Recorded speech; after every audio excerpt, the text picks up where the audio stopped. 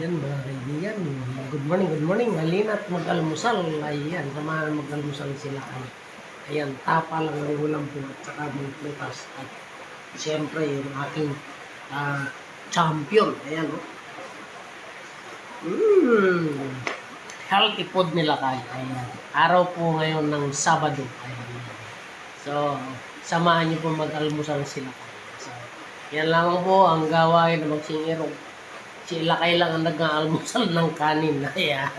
So, halina, tikman ang mga lutuin nila kayo sa putahe ng yan, tapa lang po ngayon yan. Pero masarap. Yan po ay na-marinate. Ayan. Naman. Ayan, oh. Ayan. Tapang baka po ito. Ayan.